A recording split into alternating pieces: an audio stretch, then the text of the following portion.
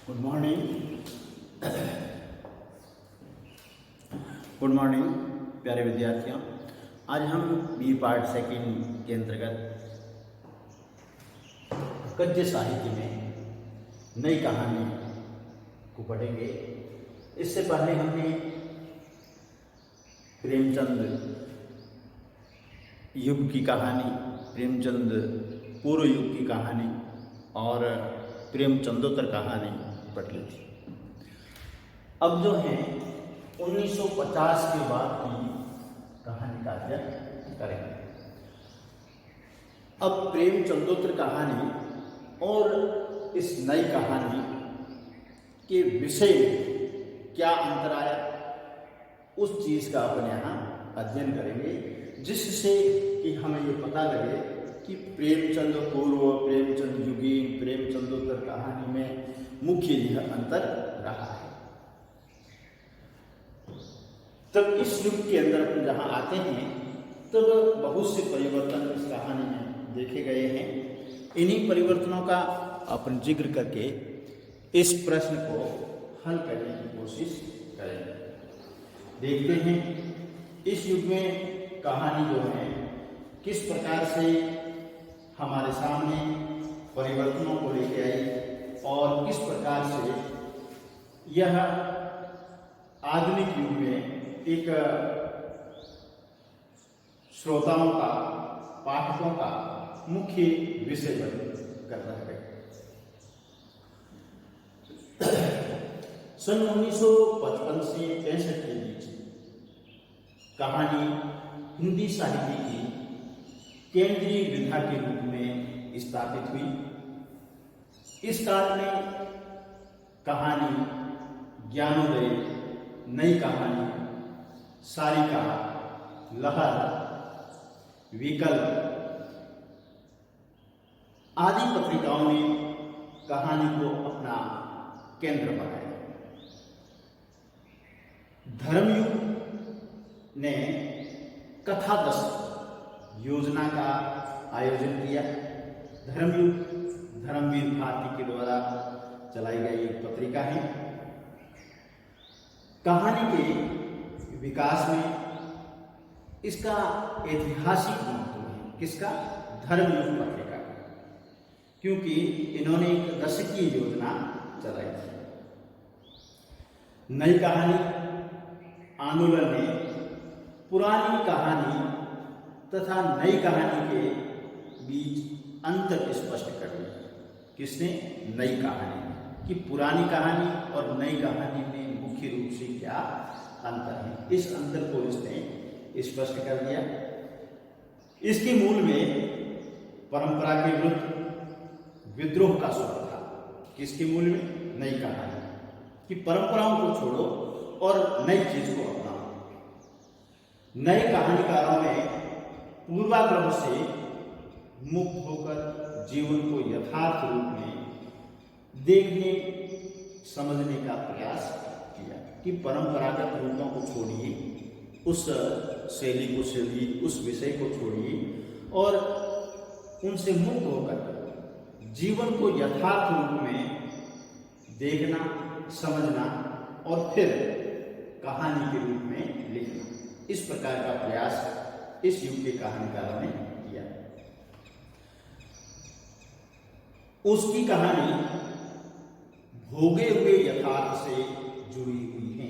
इसकी नई कहानी कि जितनी भी कहानियां हैं वह मनुष्य ने किस प्रकार का भोग किया है, उसके यथार्थ रूप को प्रकट किया है, इसलिए वह अधिक प्रमाणिक है। कमलेश्वर ने नई कहानी के विषय में कहा है कि पुरानी और नई कहानी के बीच बदलाव का बिंदु है नई वैचारिक दृष्टि। कमलेश्वर ने कहा कि जो नई कहानी है वह एक नई वैचारिक दृष्टि लेकर के आई है और यही जो है वैचारिक दृष्टि जो पुरानी कहानी को नई कहानी के रूप में अलग करती है। डॉक्टर गणपति चंद्र गुप्त ने इस नई कहानी के बारे में कहा कि नई कहानी का सबसे बड़ा वैशिष्ट्य यह है कथा तत्व का हास, नया कहानी का कथानक को महत्व नहीं देता है। वहां विषय महत्वपूर्ण है, कथानक गौण है। मार्कंडेय ने कहा कि नई कहानी से हमारा मतलब उन कहानियों से है जो सच्चे अर्थों में कलात्मक निर्माण है, जो जीवन के लिए उपयोगी हैं और महत्वपूर्ण होने के साथ ही उसके किसी न किसी नए पहलू पर आधारित है, यानी जीवन के नए पहलू को उकेरने वाली कहानी है। स्वतंत्रता के बाद हमारी मानसिकता में बदलाव आया और बदलाव आना स्वाभाविक ही था।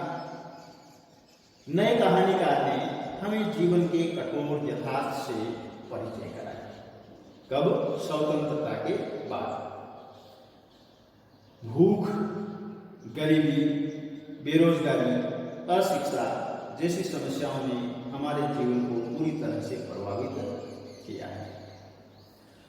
छठे दशक के आरंभ में हिंदी कहानी में ग्रामीण अंचल की कहानियों ने पाठकों को विशेष आकृष्ट किया। यानी यहाँ तक अब स्वतंत्रता के बाद में अपन बात करते हैं, तब यहाँ उस समय की मुख्य जो समस्याएं थी वह थी भूखमरी की, गरीबी की, बेरोजगारी की, अशिक्षा की समस्या। और इसके बाद में अपन आते हैं, तब छठे दशक के आरंभ में हिंदी कहानी में ग्रामीण अंचल की कहानियों ने पाठकों को विशेष रूप से आकृष्ट किया कि ग्रामीण जीवन को अपनी कहानी में उन्होंने मुख्य विषय बनाना प्रारंभ कर दिया। शिव प्रसाद सिंह, मार्कंडेय, रेणु की कहानियों में गांव की तस्वीर साफ सुथरे रूप में उभरी है, किंतु उनमें रोमांस की प्रधानता है। ग्रामीण अंचल का वर्णन किया है, विषय वस्तु ग्रामीण है, लेकिन उसमें भी इन्होंने रोमांस को प्रधानता दी है।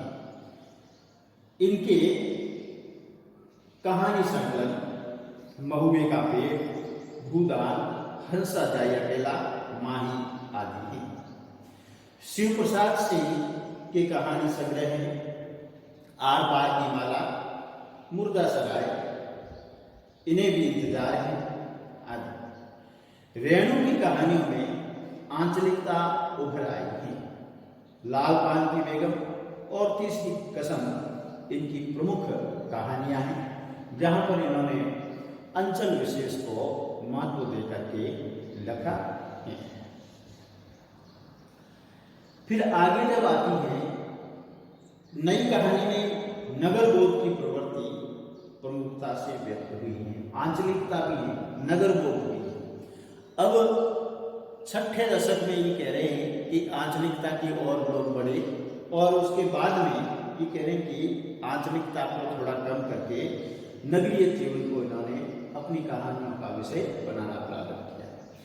आज नगरीय जीवन में पाए जाने वाली सतही सहानुभूति, आंतरिक ईर्ष्या, स्वार्थपरता, जीवन की कृत्रिमता आदि की अभिव्यक्ति कमलेश्वर, निर्मल वर्मा, अमरकांत की कहानी में देखी जा सकती है। नगरीय जीवन की वास्तविक स्थितियों का चित्रण और आधुनिक बोध से उत्पन्न अकेलेपन एवं रिक्तता की अनुभूति, युगीन संक्रमण एवं तनाव को भी इन कहानियों में अभिव्यक्ति दी गई है। यानी यहाँ तक अगर पहुँचते हैं तब कमलेश्वर, निर्मल वर्मा और अमरकांत नगरीय जीवन में जो बाहरी सहानुभूति है उसको उठाया है, जिसमें आंतरिक एक दूसरे की ईर्ष्या है, स्वार्थ की बात है, जीवन के कृत्रिम यानी बनावटी रूप को इन्होंने अभिव्यक्ति दी है। फिर इसके बाद में प्रेम और विवाह के कटु मधुर संबंधों का चित्रण भी नई कहानीकारों ने किया है। कमलेश्वर की कहानी बयान, राजा नरबसिया, राजेंद्र यादव की टूटना और मऊ भंडारी की यही सच है। मोहन राकेश की अपरिचित कहानियां इस दृष्टि से उल्लेखनीय हैं, जो प्रेम और विवाह के कटु संबंधों को उजागर करती हैं। मोहन राकेश की मिस पाल, कमलेश्वर की तलाश, उषा प्रियवंदा की छुट्टी का एक दिन, अमरकांत की जिंदगी और गांव कहानियां टूटी हुई नारी या टूटे हुए पुरुष की कहानियां हैं, जहां पर वह एक दूसरे से टूटे हुए महसूस करते हैं। एक दूसरे किसमें?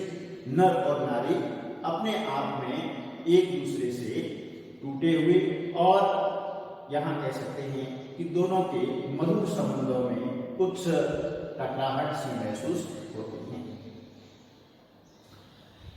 अब यहां तक अपन पहुंचते हैं, तब स्वतंत्रता के बाद परिस्थितियां बदल गई। परिस्थितियां बदल गई तो नई कहानी को नया स्वरूप दिया गया। परिस्थितियां के अनुसार नई कहानी भी बनी और उसको एक नया स्वरूप देकर के नया रूप दे दिया, और अनेक आंदोलनों का उदय हुआ। नया रूप हुआ तो कई प्रकार के आंदोलन शुरू हो गए, कुछ जिसमें इस प्रकार से हैं। प्रथम चरण, जिसको अपन ने कहा है नई कहानी का। द्वितीय चरण, अब इसमें अकहानी, सचेतन कहानी, सहज कहानी। तृतीय चरण, समांतर कहानी। चतुर्थ चरण, जनवादी कहानी या सत्य की कहानी। अब अपन चरणबद्ध रूप से इनका उच्चीकृत करेंगे। नई कहानी आंदोलन के साथ तथा उसके बाद ही स्वातंत्रोत्तर कहानी, आज की कहानी, समकालीन कहानी, समसामयिक कहानी जैसे नामों की चर्चा हुई, पर इनमें से कोई भी नाम आंदोलन का रूप धारण न कर सका। साठोत्तरी कहानी नाम भी प्रचलित हुआ, यानी साठोत्तरी, 60 के दशक में लिखी गई कहानी, यह भी नाम जो प्रचलित हुआ, पर वह अकहानी का ही दूसरा नाम है। साठोत्तर कहानी का है चाहे अकहानी का है। प्रारंभ में नई कहानी आंदोलन में नए मूल्यों की तलाश के लिए व्याकुल था। लेखक चाहता था कि नया विषय मिले, नया मूल्य मिले, लेकिन जब वह आंदोलन मोहन राकेश, राजेंद्र यादव और कमलेश्वर तक सीमित हो गया तो इसका व्यापक आधार था वो छूट गया, यानी 3 लोगों तक ही यह सीमित रह गया, और इस आंदोलन की अकहानी आंदोलन में परिणति हो गई, और फिर यह आंदोलन किसमें चला गया? अकहानी के रूप में चला गया। नई कहानी आंदोलन की जड़ें प्रेमचंद की परंपरा में तथा जीवन के यथार्थ में थी, यानी यह नई कहानी है वो प्रेमचंद युगेन या प्रेमचंद ने जिन विषयों को उठाया था उसी प्रकार की ये कहानियां थी। इसमें मुख्य मध्यम वर्ग के जीवन में आजादी के बाद मूल्य और संकट तथा मूल्य विघटन को विषय बनाया कि मूल्यों का क्या संकट था, मूल्य किस प्रकार से विघटित हो गए, इसी को इन्होंने विषय बनाया और उनका व्यापकता से चित्रण किया। इस दौर की कहानियों में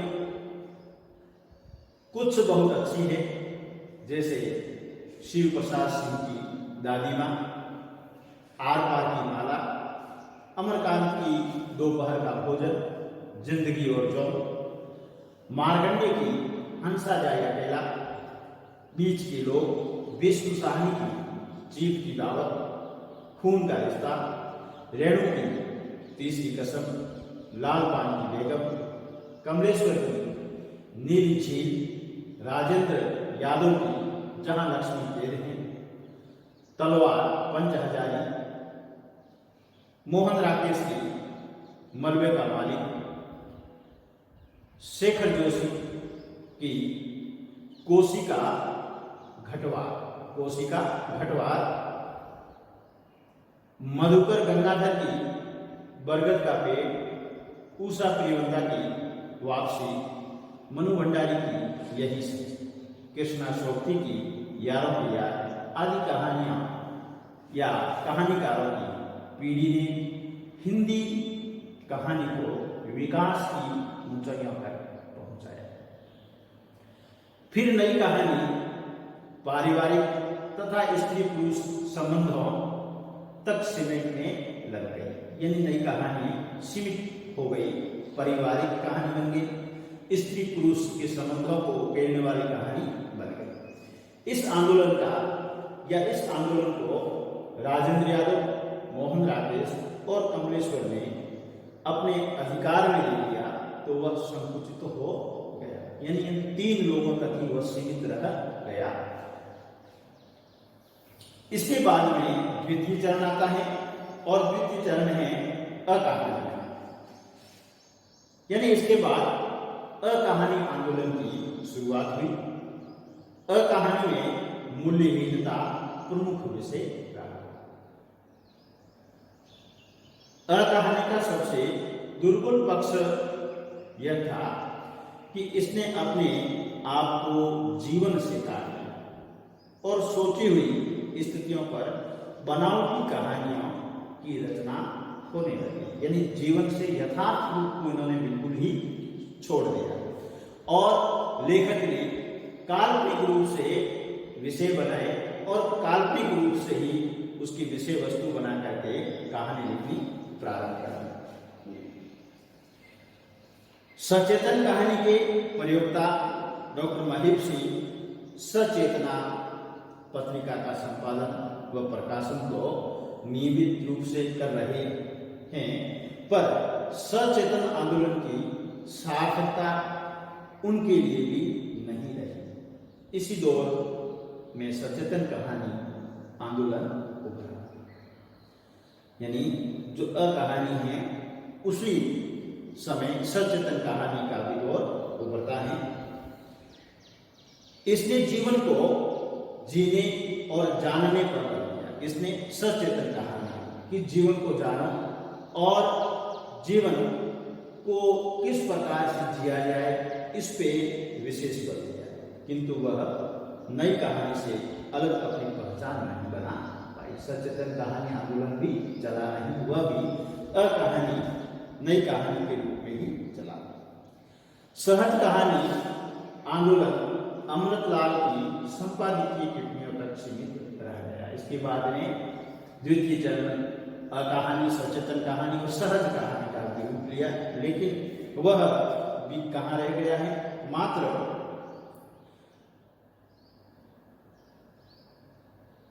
कुछ टिप्पणियों को लेकर के ही रह गया। जो अमृतलाल की संपादकीय टिप्पणियां थी वहीं तक सीमित हो गए। तृतीय चरण हमारा आता है समांतर कहानी का। कमलेश्वर ने समांतर आंदोलन का प्रस्ताव स्वयं को स्थापित करने के लिए किया था कि मेरे नाम से समांतर कहानी चले, अपने आप को स्थापित करने के लिए। इस तरह उन्होंने अपने चारों ओर कहानी की भीड़ जुटा दी थी, किंतु सारिका का संपादन छोड़ने के बाद स्वयं कमलेश्वर के मन में इस आंदोलन के प्रति उत्साह समाप्त हो गया। तो ये भी समांतर कहानी भी समाप्त सी हो गई। चतुर्थ चरण जो है आता है समांतर कहानी के समान ही या समांतर कहानी की तरह ही राकेश वत्स ने सक्रिय कहानी आंदोलन का सूत्रपात किया। किसने? राकेश वत्स। पर इसकी कोई अलग पहचान नहीं बन सकी। सचेतन कहानी की भी कोई अलग पहचान नहीं बनी। 1975 के लगभग जनवादी आंदोलन के द्वारा यथार्थवादी परंपरा को उभारने का प्रयास किया। जनवादी कहानी में प्रेमचंद की यथार्थवादी परंपरा से अपने को जोड़ा तथा उसे ही कहानी की दिशा मानकर प्रेमचंद से लेकर जनवादी कहानी तक उसके इतिहास को स्थापित किया।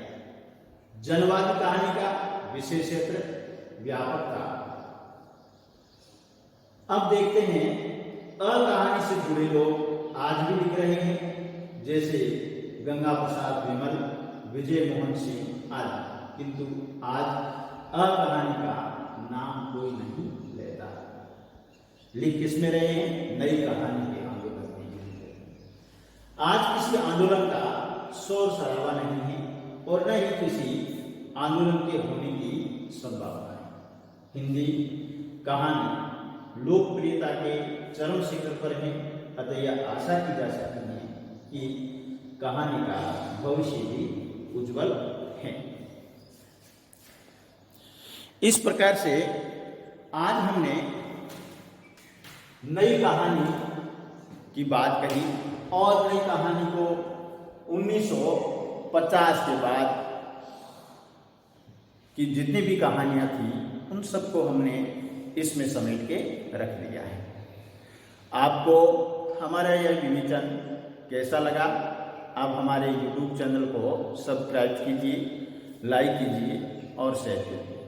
धन्यवाद।